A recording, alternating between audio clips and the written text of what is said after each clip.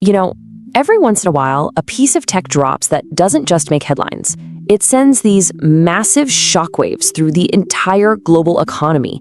It completely reshuffles who the richest people in the world are, and it forces every single one of us to rethink what is even possible. Well, that just happened. Look at this. This is not some random guy on the internet. This is a public tweet from Marc Benioff, the CEO of Salesforce, a massive tech company. He's basically saying, I'm done with ChatGPT, after using it every single day for 3 years. Now, what makes this so wild is that Salesforce had just announced a bigger partnership with OpenAI, the company that makes ChatGPT, only weeks before. This tweet was a signal flare. It was a shot fired in public, telling the entire world that the AI power balance had just been completely turned on its head. And this is the immediate fallout from that shockwave. $7.5 billion in one day. That's how much Google co-founder Larry Page's personal fortune went up after Gemini 3 was announced. That single-day gain was enough to make him the second richest person on the entire planet. It just proves that in this new AI arms race, the stakes aren't just high, they are astronomical. So yeah, that tweet from Marc Benioff, it wasn't just his opinion. It was an event that literally moved markets. It was a clear signal of a tectonic power shift happening in the tech world, and the fallout for the competition was, well, it was fast and it was brutal.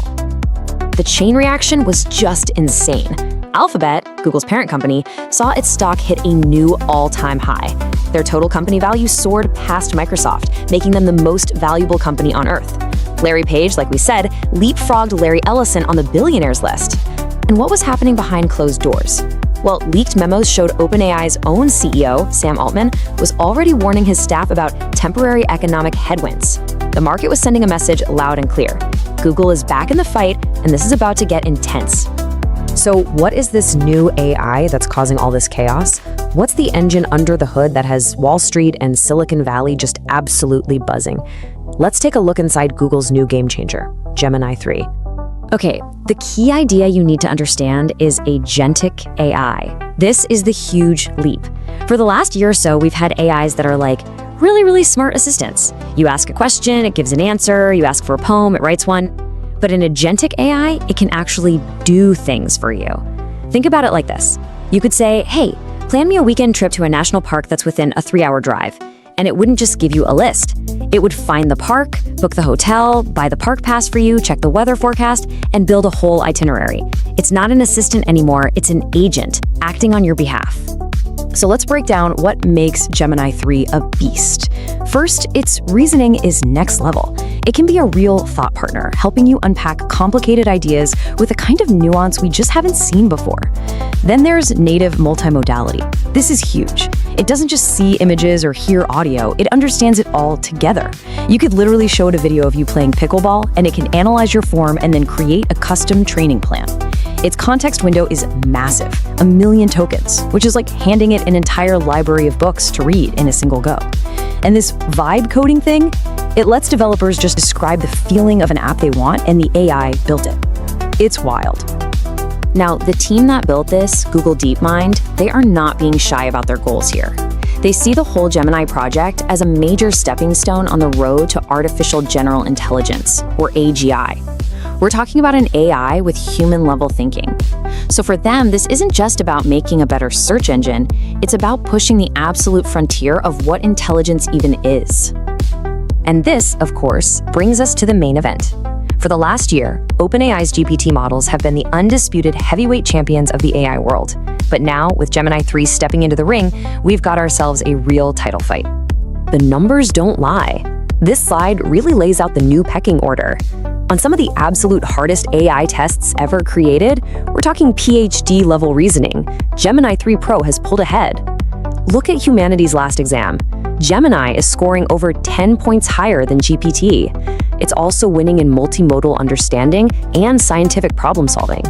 The only place it's basically a tie is coding, where they are neck and neck.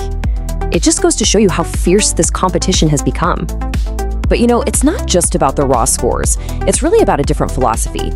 Gemini 3 Pro is built for massive scale, to swallow and understand huge amounts of video, audio, and text all at once with that giant context window.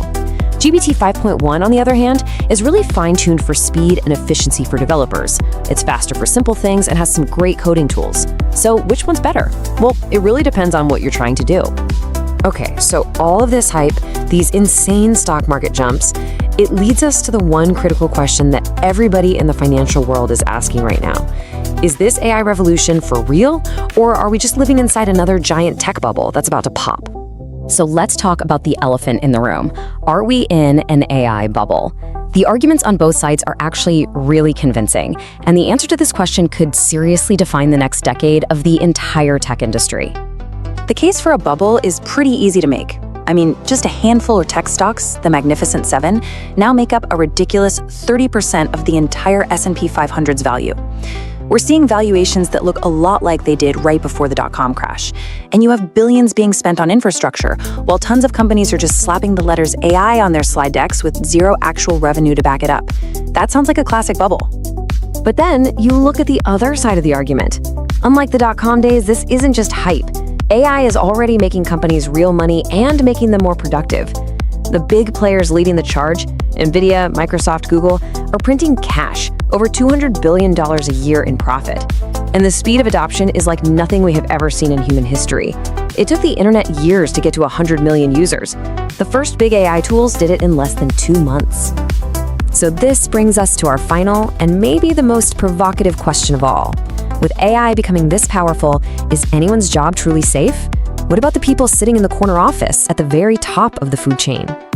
That is a direct quote from Sundar Pichai, the CEO of Google.